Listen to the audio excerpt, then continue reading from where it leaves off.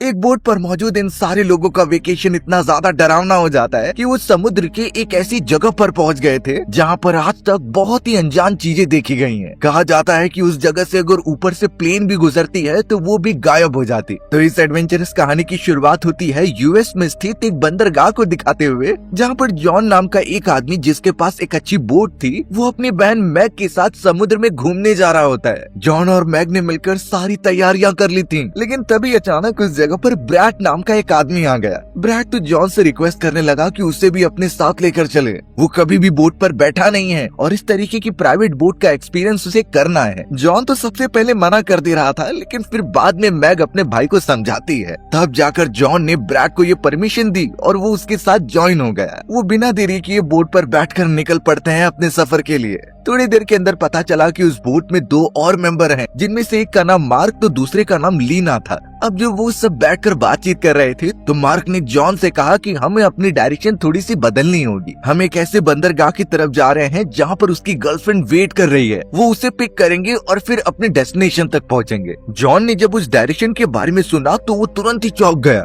वो मार्क को ये चीजें करने से रोकता है क्योंकि वो जिस जगह पर जाना चाहता है वहाँ पर दुश्मनी जहाज बहुत होते हैं। अगर वो किसी भी मुसाफिरों को देख ले तो उन्हें पकड़कर मार देते थे और उनकी बोट से लेकर सारी कीमती चीजें छीन लेते थे।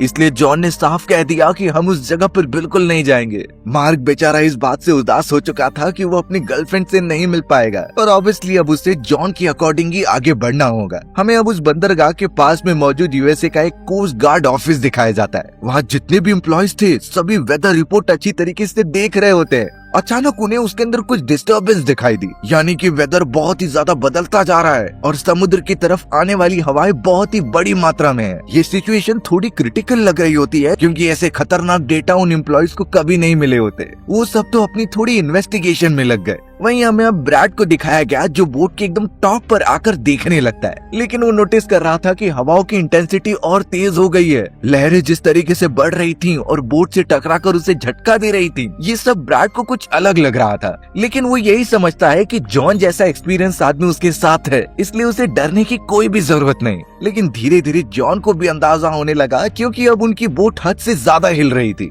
उस जगह पर तो तेजी से बारिश भी होने लग जाती है, इसीलिए सभी ऊपर की तरफ जाकर देख रहे थे। जॉन ने मार्क को रेडियो पर सिग्नल देखते रहने के लिए कह दिया ताकि अगर कोई सिग्नल कनेक्ट हो तो वो बातचीत कर सकें। लेकिन बेचारा मार्क अपनी गर्लफ्रेंड ना मिलने के गम में एकदम ड्रंक था। उसे बिल्कुल भी होश नहीं रहता और वो अनकॉन्शियस पड़ा रहता है। जॉन की कोई बात उसे समझ में नहीं आई। जॉन बेचारा अपने बाकी साथियों के साथ ऊपर जाकर कोशिश करने लगा कि उन तेजी से बह रही हवाओं की वजह से बोट पलट न जाए, इसलिए उसे तुरंत ही मदद की जरूरत होगी। अब उस कोस्ट गार्ड ऑफिस में ये कंफर्म कर लिया गया था कि एक भारी तूफान वहाँ पर बह रहा है। इस वजह से अब उनके एम्प्लॉयज उन सारे लोगों से कांटेक्ट करने लगे जो उसी समय बोट लेकर पानी में गए हुए थे। लकीली एक एम्प्लॉय ने रेडियो सिग्नल पर कांटेक्ट किया जॉन की बोट पर बदकिस्मती की बात ये थी कि वहाँ मार्क सोया हुआ था। रेडियो सिग्नल आने के बावजूद भी वो सुन नहीं पा रहा होता। बाकी सब तो बोट के ऊपर रहकर काफी झटके झेल रहे थे।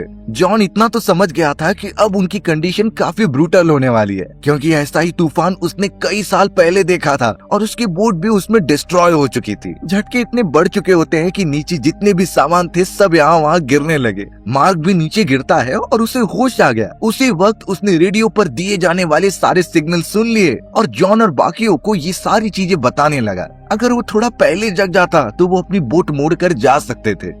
अब इन्हीं सारी अफरा तफरी के बीच मैक के पैर में काफी बड़ा जख्म हो जाता है। पैर से उसके बहुत ही ज्यादा ब्लीडिंग होती जा रही थी, जिससे मैक चिल्लाने लग जाती है। बाकी फ्रेंड्स वहाँ पर आ चुके थे उसकी मदद करने के लिए। खासकर जॉन मैक की अच्छी तरीके से मरहम पट्टी करता है ताकि उसे कमजोरी बिल्कुल भी ना हो। जॉन ने जब रेडियो की तरफ देखा कि वहाँ पर सिग्नल आ रहे हैं तो वो मैक को साइड में बिठाकर रेडियो को देखने चला गया। बात करते दौरान जॉन को पता चल रहा था कि ये वही कोस्ट गार्ड ऑफिसर है जिसे वो जानता है। उसने तो ऑफिसर को सारी इन्फॉर्मेशन बता दी कि वो कहाँ पर फंसे हुए हैं, उनके कोऑर्डिनेट्स क्या हैं और वो कितने समय तक सरवाइव कर पाएंगे। ऑफिसर और उसकी टीम जॉन को एकदम शांत रहने के लिए कहती है क्योंकि कुछ ही देर में वो उनकी मदद करने के लिए आ जाएंगे। अच्छी तरीके से सबसे पहले उनकी लोकेशन एग्जैक्ट निकाली जाती है और फिर बताया जा रहा था कि वो कुछ घंटे में वहाँ पहुँच जाएंगे। पर जॉन रिक्वेस्ट कर रहा था कि इतने समय तक वो जिंदा ही नहीं रह पाएंगे। यहाँ के हवाओं और लहरों की इंटेंसिटी इतनी ज्यादा है कि कुछ ही देर में उनकी बोट पलट जाएगी। ये सुनने के बाद ऑफिसर तुरंत डिसाइड करता है कि वो अभी निकल रहे हैं। जॉन अब अपने साथियों के साथ जब ऊपर आता है तो वो एकदम दंग रह गया, क्योंकि लहरें इतनी ऊपर ऊपर तक उठ रही थी कि वो बोट को एक ही बार में खत्म कर दें। इतने ज्यादा झटके लग रहे थे कि सभी एकदम घायल हो गए होते हैं। और थोड़ी देर बाद पता चला कि इतनी बड़ी लहर हवा में उठी है कि वो पूरी तरीके से बोट को अपने अंदर चपेट में ले लेती है।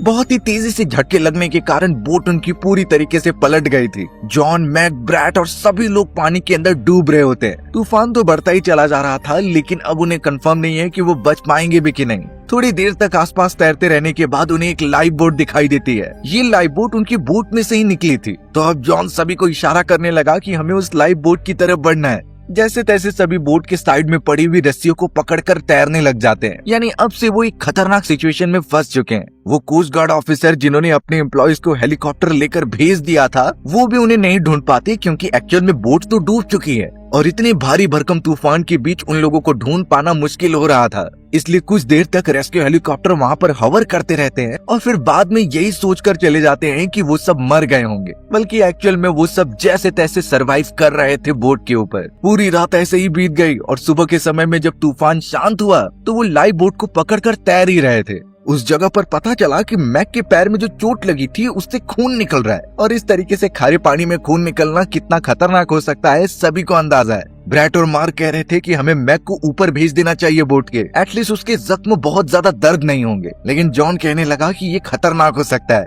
ऊपर ठंडी हवाएं चल रही हैं जिससे उसका घाव और बढ़ेगा। यानी जॉन मैक की हर समय पर प्रोटेक्शन करने के लिए रेडी था। लेकिन उन सभी को क्या अंदाजा कि थोड़ी देर में उनके साथ क्या होने वाला है। अचानक अब लीना मार्क को डांटने लगी क्योंकि वो उसे पैर मार रहा था, जबकि मार्क सिंपल ये रिप्लाई देता है कि वो कुछ कर ही नहीं रहा। जब उसने नीचे की तरफ देखा तब जाकर रियलिटी सामने आई। उस जगह पर कई सारी शार्क अट्रैक्ट हो चुकी होती हैं मैक के पैर से निकलने वाले खून के कारण। सभी एकदम से पैनिक होने लगे और अपने आप को बचाने के लिए बोट के ऊपर चढ़ रहे होते हैं। लेकिन उन सभी का वेट इतना ज्यादा था कि वो बोट एकदम से पलट गई और उल्टी हो जाती है। अगर जल्दी कुछ नहीं किया गया तो सभी शार्क उनके ऊपर अटैक करके खा जाएंगे। सभी डरे हुए थे, लेकिन ब्रैट सबसे ज्यादा डरपोक था।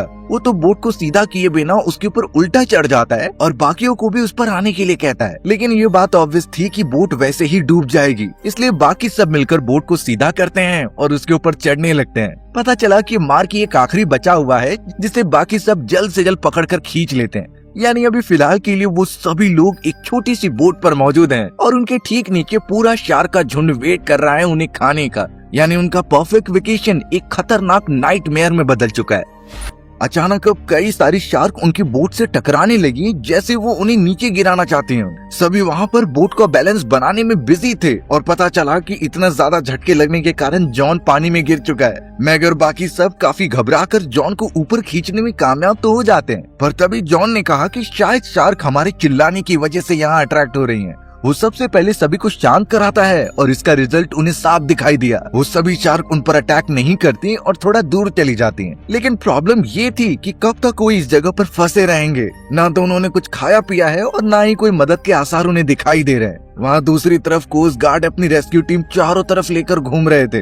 उनके पास तो लास्ट टाइम दिए हुए ही उस बोट के कोऑर्डिनेट्स होते हैं, लेकिन एक्चुअल में जॉन और उसके सभी साथी लाइव बोट पर बैठकर काफी दूर निकल गए थे। इस वजह से रेस्क्यू टीम भी उन्हें ढूंढ नहीं पा रही होती। कई घंटे और बीत गए थे और सभी लोग बोट पर बैठे हुए होते हैं। खासकर मैक का पैर बहुत ही ज्यादा जख्मी था। एक्चुअल में उसे जो चोट लगी होती है वो इन्फेक्टेड होने लगा था। अगर कुछ नहीं किया गया तो शायद वो मर भी जाएगी। जॉन उसे शांत कराता है और अपना एक बेल्ट लेकर उसके पैर पे बांधता है ताकि ज्यादा खून भी न निकले और इन्फेक्शन रुक जाए। बट इन सारी चीजों से मैक को बहुत ज्यादा दर्द हो रहा था। अब आवाज करने पर कई सारी शार्क आसपास घूमने लगी और ये चीजें मार्क को बिल्कुल भी अच्छी नहीं लगती। मार्क जो बहुत ज्यादा सेल्फिश था और सिर्फ अपने बारे में सोचता, उसका दिमागी संतुलन शायद बिगड़ चुका होता है। उसने तो गुस्से में आकर मैक के पैर से वो बेल्ट निकाला और जॉन से छीनते हुए उसे पानी में फेंक दिया। ये इसलिए ताकि मैक चिल्लाए ना और शार्क उनके पास ना आ जाए। जॉन को इस पर बहुत गुस्सा आता है, इसीलिए वो मार्क को मारने लगा। उसने तो मार्क का सर पानी में भी डुबा दिया होता है ताकि शार्क उस पर अटैक करे।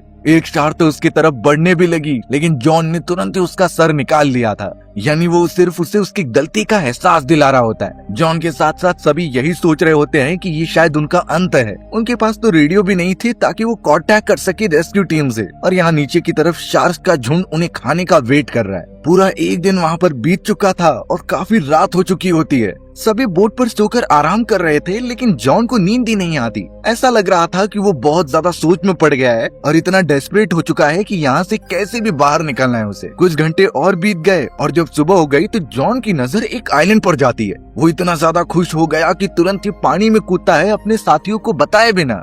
जल्द से जल्द वो तैरते हुए उस आइलैंड की तरफ जाने लगा ताकि वो मदद लेकर आए। पर जैसे ही वो पानी में उतरकर उस आइलैंड को देख रहा था तो पता चला वहाँ आइलैंड ही नहीं है, यानी कि ये उसके सिर्फ आंखों का धोखा था। रात भर जागने के कारण उसका दिमाग प्रॉपर रिस्पॉन्स नहीं कर रहा है, इस वजह से उसे आइलैंड दिखाई दे रहे हैं। थोड़ी देर में जब बोट पर मौजूद सभी साथी उठ जाते हैं तो उन्हें जॉन नहीं दिखाई देता। वो पानी में होता है, इसीलिए वो सभी उसे बुलाने लगे। जॉन भी अब रियलिटी समझ चुका था, इसीलिए वो तेजी से तैरते हुए बोट के पास आने लगता है। पानी का बहाव होने के कारण उसका डिस्टेंस अब काफी दूर हो चुका होता है और अब जिसका डर था वही हुआ। पीछे से एक शार्क तुरंत ही उसकी तरफ बढ़ने लगती है। मैग और उसके सभी साथी जॉन की तरफ हाथ बढ़ा रहे थे ताकि वो उसे पकड़कर खींच लें।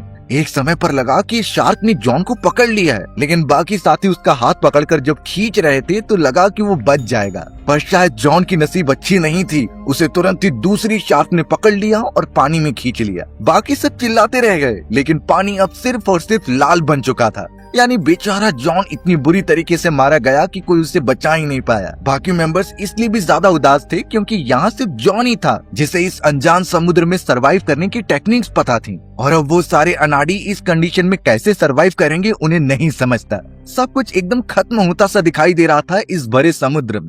अब बचे हुए लोगों को उस बोट पर फंसे हुए काफी समय बीत चुका था।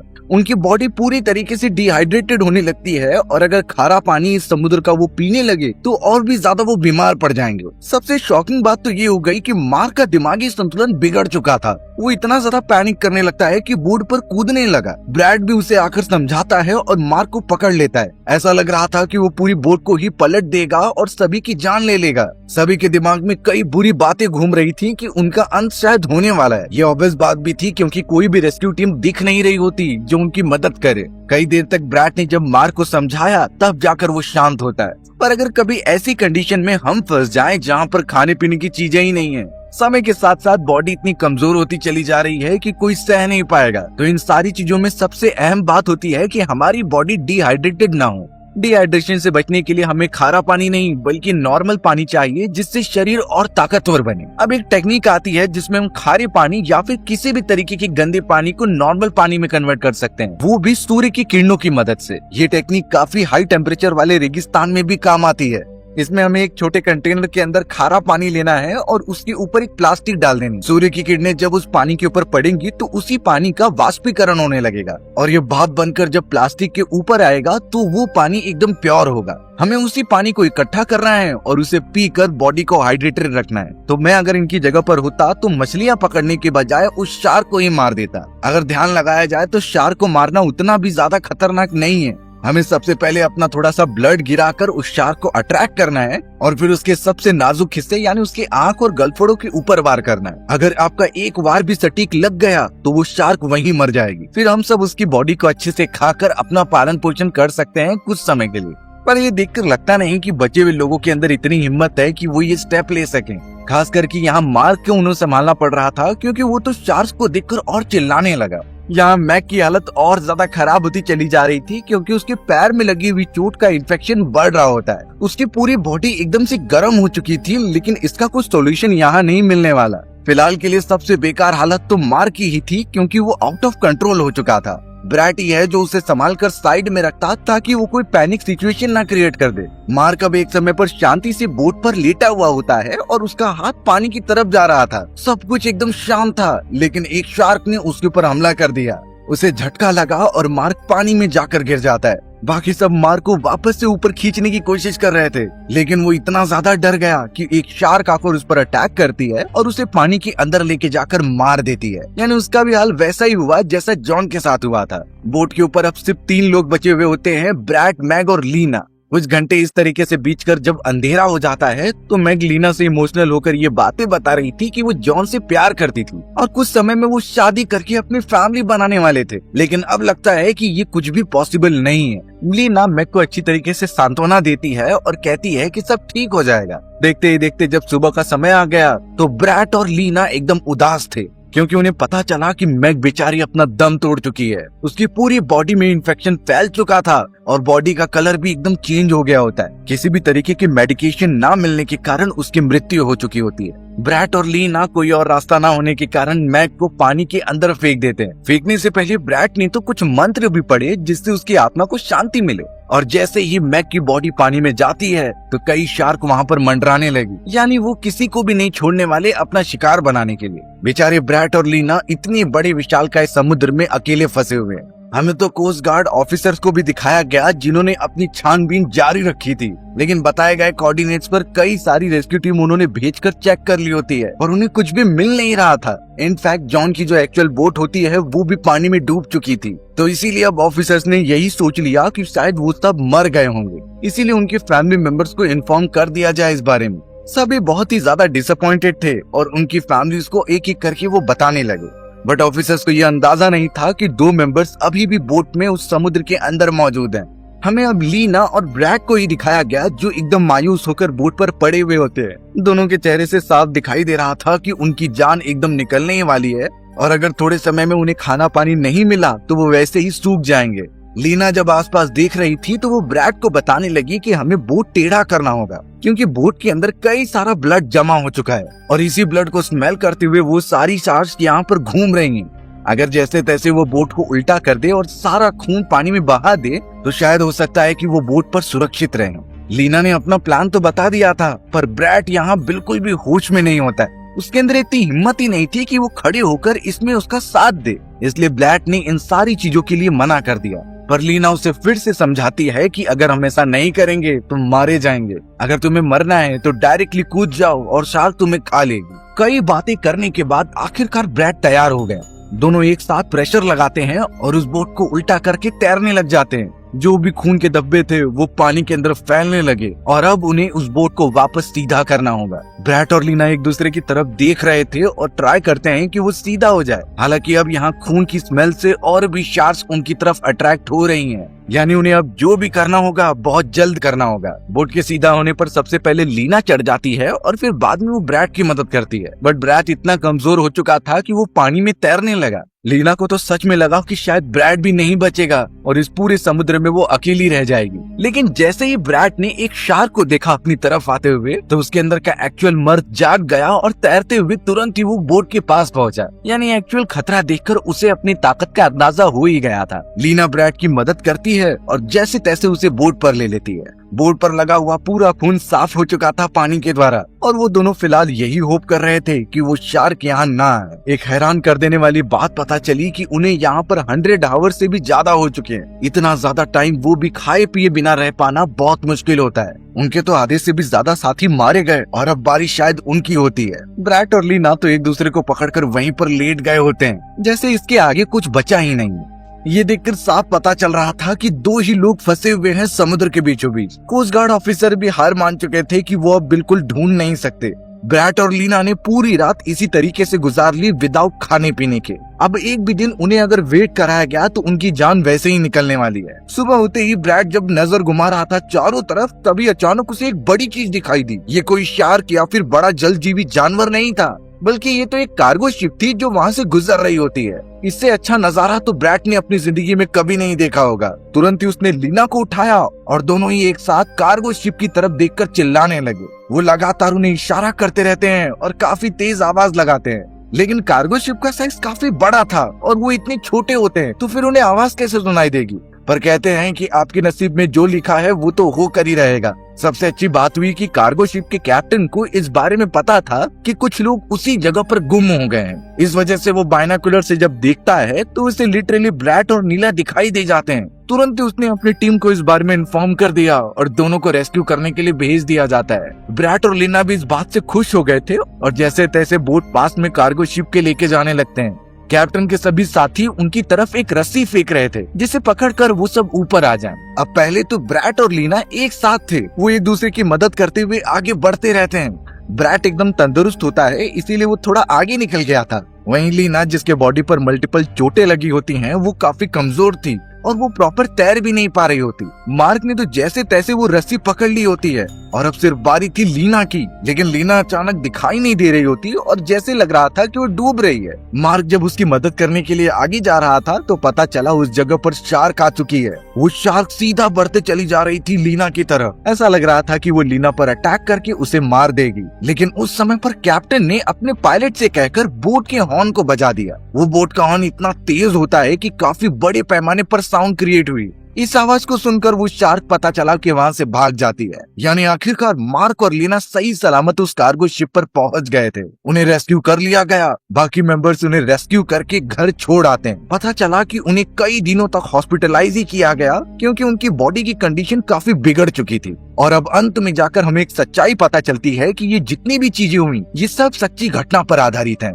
इतने सारे दोस्तों में से ब्रैट और लीना ही 2 सर्वाइवर्स थे जो सही सलामत बचकर वहाँ से वापस आए होते हैं। उनकी असली फोटोग्राफ्स भी एकदम सेम टू सेम उनकी पर्सनालिटी डिक्टेट करती है कि कैसे उनमें जीने की एक आशा थी और उसी चीज ने उन्हें आज यहाँ पर जिंदा रखा है। लीना ने तो इन सारे एक्सपीरियंस के ऊपर कई सारी किताबें भी लिखी होती हैं जिससे कई लोगों में अवेयरनेस पैदा हो और वो सब जब ओशियन में जाएं तो क्या क्या उन्हें सिक्योरिटी अपने साथ रखनी चाहिए। हमारी भी कहानी इसी तरीके से यहीं खत्म हो गई। सो व्यूअर्स, अगर आपको मेरा नरेशन 1% भी अच्छा लगा होगा ना तो वीडियो को लाइक एंड चैनल को सब्सक्राइब जरूर कर दें। मिलते हैं इसी तरीके की मजेदार वीडियोस में, तब तक के लिए बाय बाय।